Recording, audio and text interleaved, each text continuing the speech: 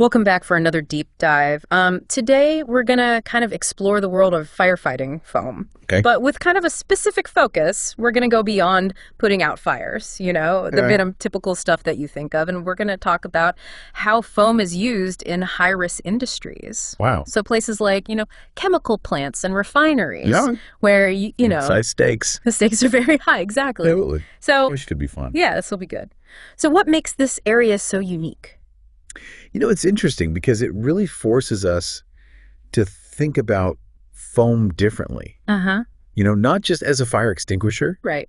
but as a critical tool for managing a whole range of potential hazards. That's a good point. That's really what makes this so interesting to me. Yeah, so we're not just putting out a fire, we're trying to prevent, much bigger problems. Yeah. Exactly. And the source material that we're looking at today is a guidance document that was put together by H2K, which is a company that specializes in firefighting education and industrial incident training, and the Unified Fire Brigade Rotterdam. Wow. So, they've seen it all. They've seen it all, exactly. Yeah.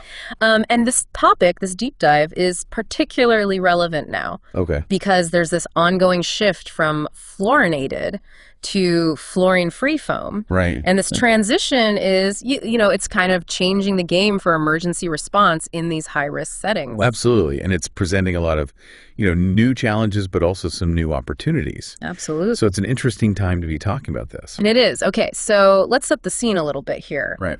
We're talking about industries that handle large quantities of flammable or toxic liquids. Yeah. The kind of places that fall under those strict safety regulations like Seveso or COME. Right. So what makes these scenarios so high risk? Well, imagine a leak. Okay. Even a small leak. At a chemical plant. At a chemical plant. Yeah, and they call this a loss of containment or LOC. Yeah.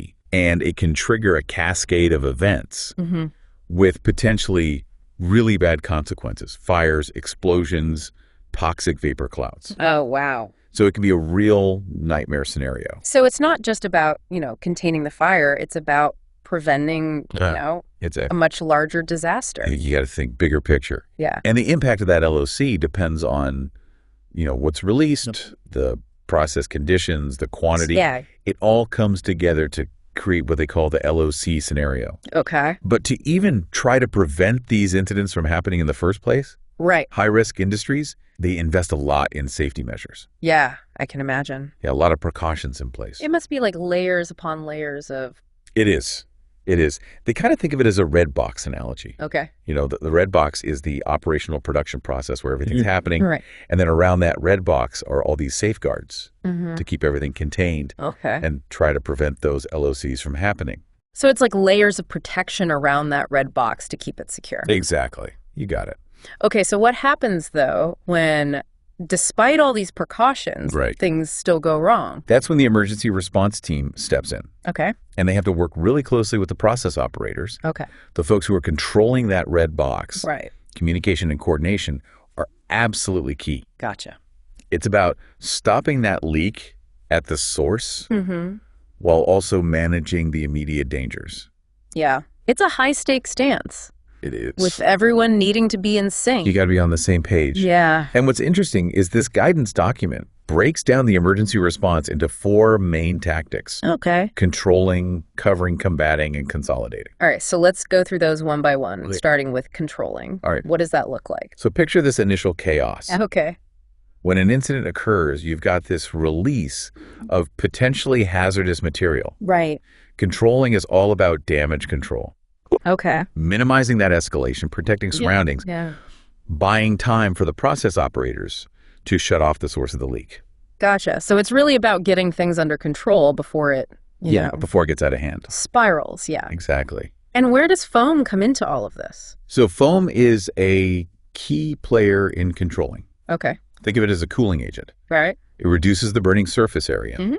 It buys you precious time. Okay. And they actually have a dedicated spotter. Oh, wow. Who guides the foam application and assesses how effective it is. Oh, that's interesting. Yeah. So really important role there. Okay, what about covering? All right, so covering. Is that about literally covering something up?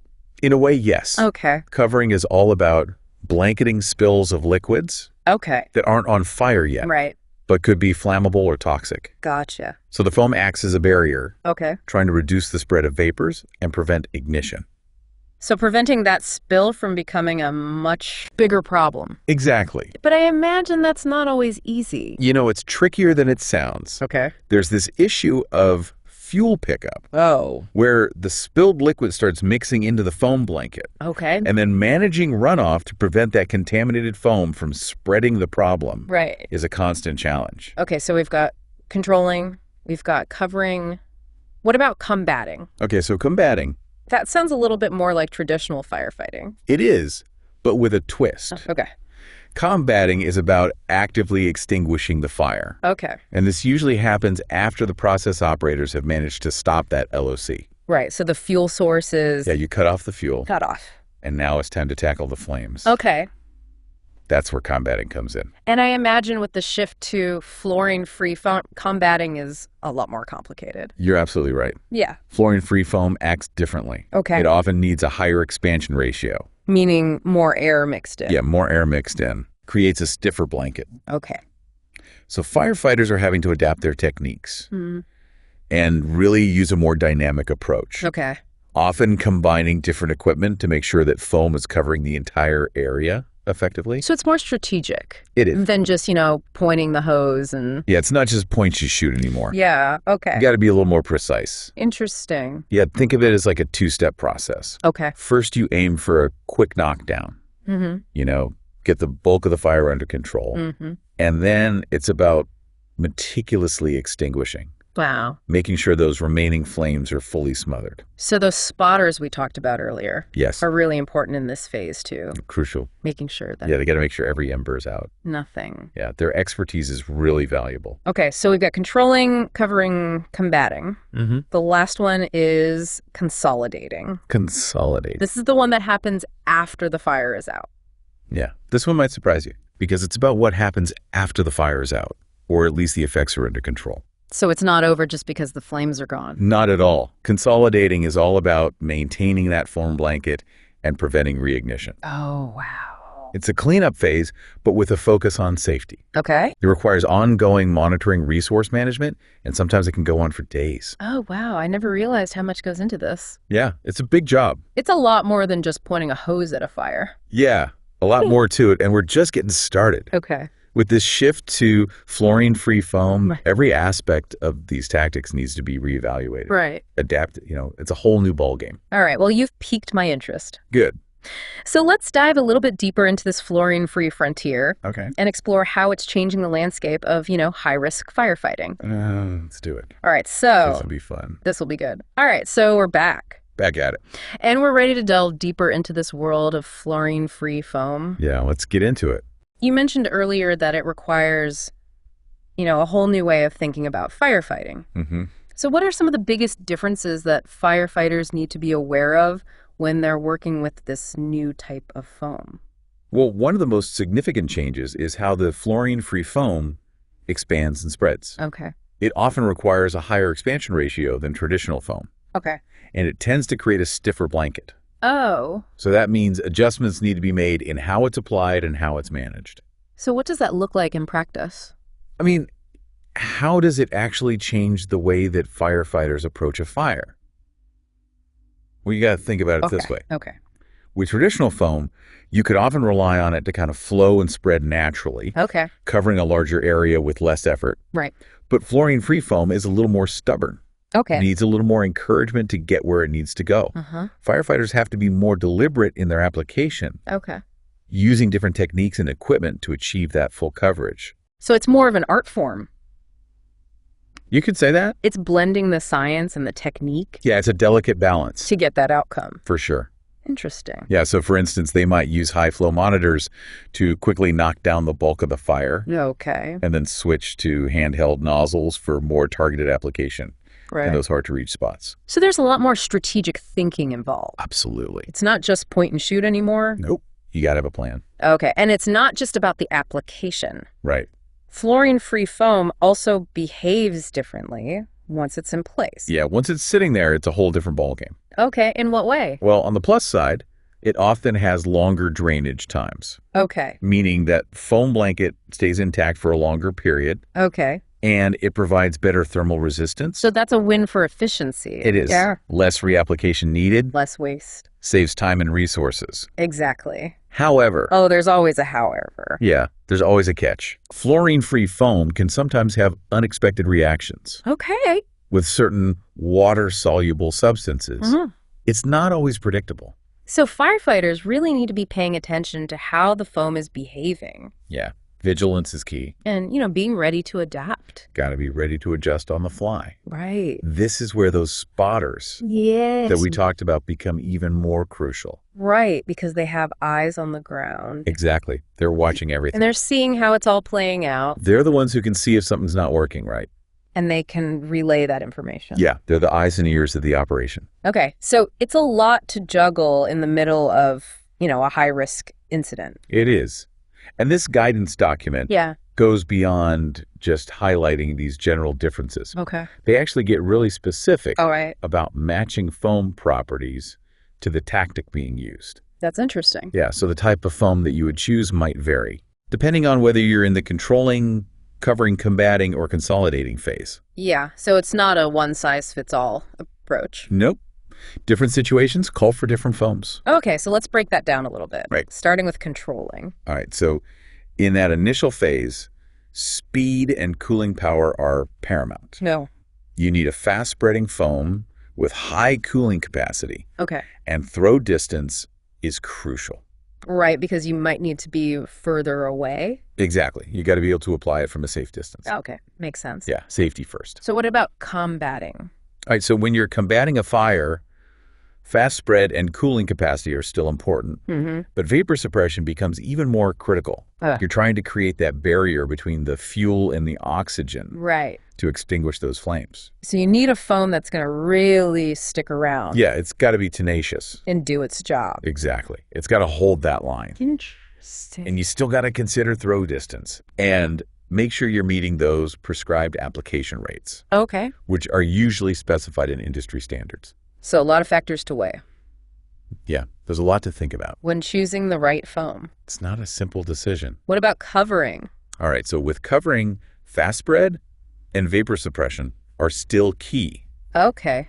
but drainage time becomes even more important. Right. You're trying to prevent that release of harmful vapors and prevent ignition. Right. So you need a foam that's going to form a really stable, long-lasting blanket. It's got to hold its own.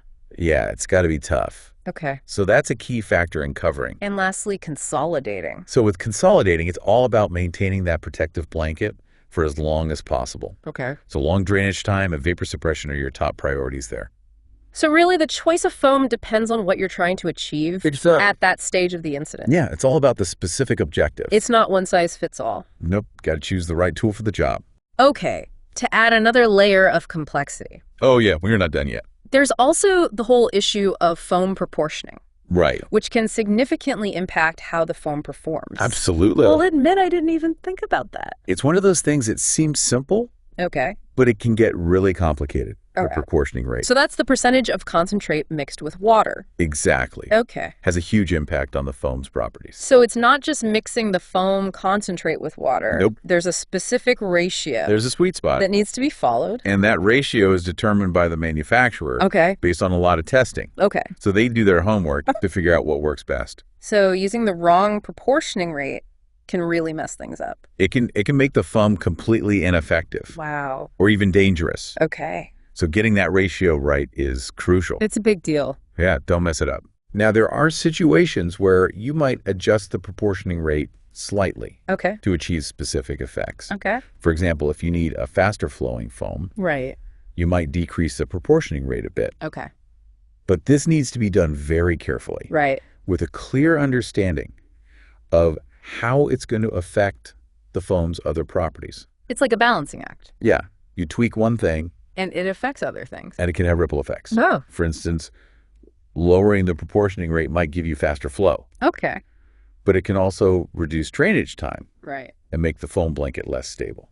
So you gain something, but you lose something. There's always trade-offs. Right. Yeah. And then on the flip side, if you need a more stable foam with longer drainage time, Right. you might increase the proportioning rate, Okay. which is often desirable Right. when you're consolidating, trying to maintain that blanket for a longer period. Right. But again, you have to be aware that a higher proportioning rate Can have downsides. it can make the foam thicker, Okay. less easy to apply. So it's not always the best solution. Nope. Got to weigh your options. It's a lot to think about Yeah, there's a lot going in on. the heat of the moment. And that brings us to the importance of training. Yes. This guidance document really emphasizes that this transition to fluorine-free foam requires a shift in mindset Okay. and a commitment to ongoing education. So it's not just about swapping out the foam. Nope. It's about really understanding. Yeah, firefighters need to understand these new properties, Okay. how it behaves, and how to adapt their techniques accordingly. So what are some of the key areas that training should focus on? All right, well, one crucial area is foam application techniques, as we've discussed. Fluorine-free foam often requires a higher expansion ratio, Right. and it doesn't flow as readily as traditional foam.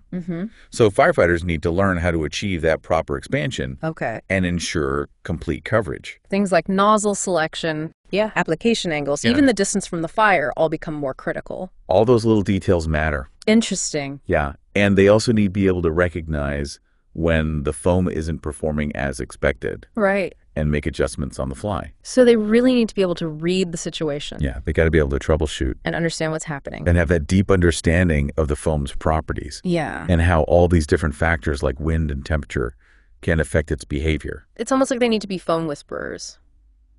You could say that. Okay, what else? Another key area is proportioning, Right. which we just discussed. Firefighters need to understand how to calculate and set those correct proportioning rates Okay. for different scenarios and foam types. And they need to know what happens if they get it wrong. Absolutely, because improper proportioning can create a foam blanket that's either ineffective Right. or even dangerous. So it's not just about learning how to use the equipment.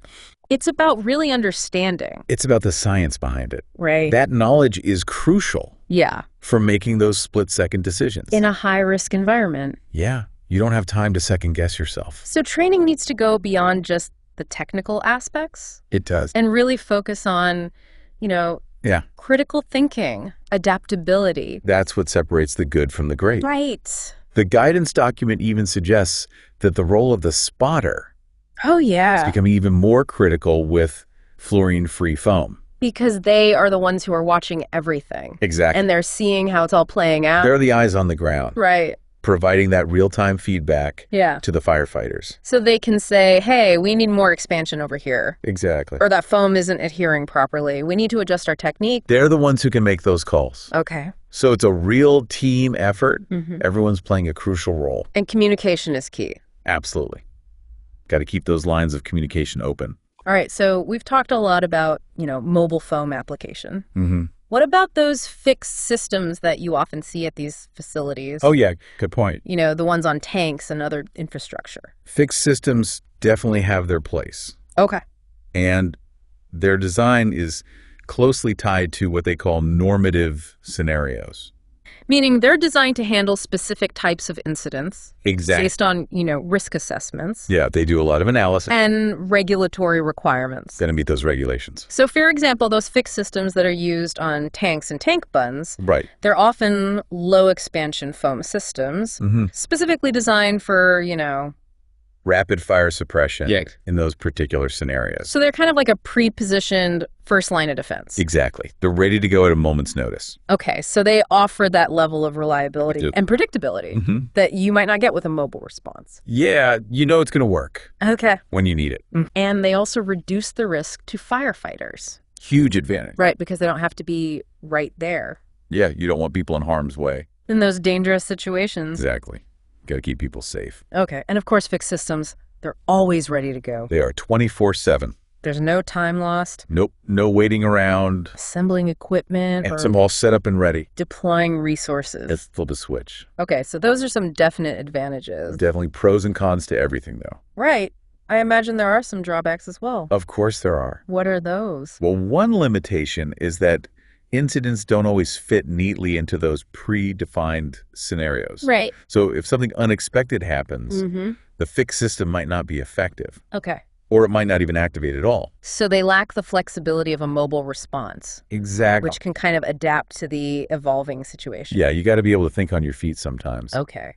Another downside is that fixed systems can be vulnerable to damage, especially in situations involving explosions or structural collapse. Right. If the system itself gets damaged, it's not going to be much help. That's a good point. Yeah, got to think about those worst case scenarios. And there's the cost factor, too. Right. I imagine these systems are not cheap. They're not. They can be quite expensive. And the maintenance. Yeah, you got to keep them in good working order. So for really large-scale scenarios, the expense of installing and maintaining a fixed system, it might not be worth it. Especially if the likelihood of that specific incident is pretty low. Yeah, got to do a cost-benefit analysis. So it's really a balancing act. It is. Weighing those potential risks and costs against the benefits. It's all about making informed decisions. Okay. And sometimes a mobile response might be a more practical and cost-effective solution. This is really giving me a new appreciation for the complexities of high-risk firefighting. It's a fascinating field. This transition to fluorine-free foam, it's really more than just switching to a new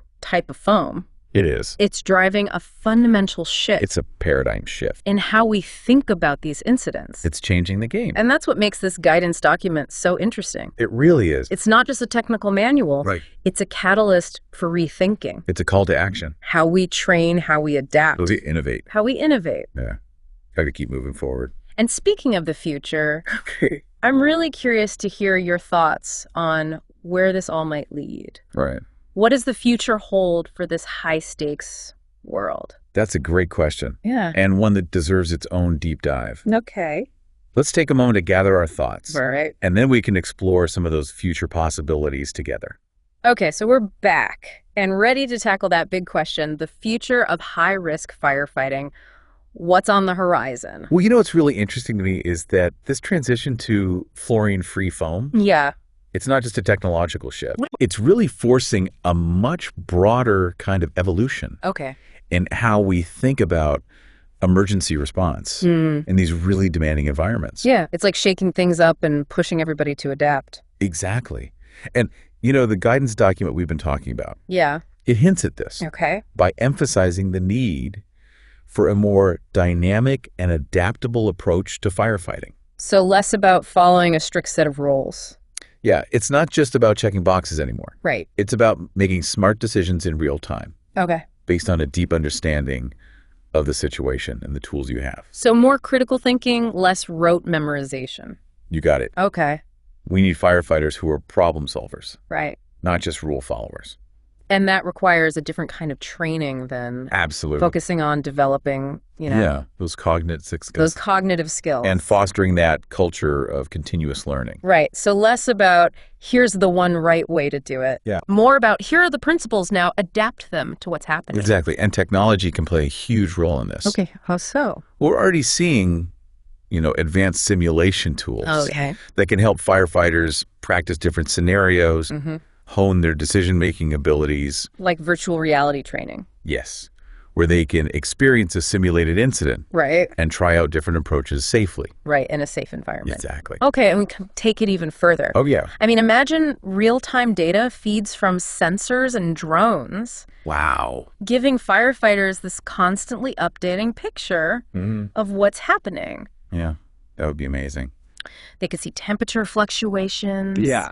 Vapor concentrations, even, you know, structural integrity of buildings. All at their fingertips. Wow. It would be like giving them superhuman situational awareness. That's incredible. And with that information, they could make much better decisions. About everything. About everything, yeah. From foam selection to evacuation routes. Wow, it's like taking all this knowledge we've talked about and putting it into action in a way that was never possible before. Exactly. It's a whole new world of possibilities. This is exciting. It really feels like we're on the cusp of a whole new era. I think so, too. Of high-risk firefighting. It's an exciting time to be in this field. Okay, so it's not just about technology. Right. Remember that red box analogy? Of course. You know, the operational production process that needs to be controlled? The heart of the matter. Yeah. What if those process operators had access to that same real-time data? Oh, wow. As the firefighters. Okay. They could work together much more seamlessly, Right. coordinating their efforts to stop the leak and manage the situation. Yeah. Break down those silos. Exactly. Create a truly integrated response team. Right. And that level of coordination, It could be a game changer. it could be huge in terms of safety and efficiency. Okay, so it's this combination of technology, better training, closer collaboration. It's all connected. That's going to shape the future of this field. Absolutely. It's all about empowering those on the front lines. Okay. Giving them the knowledge and the tools. To make the best possible decisions. Yeah.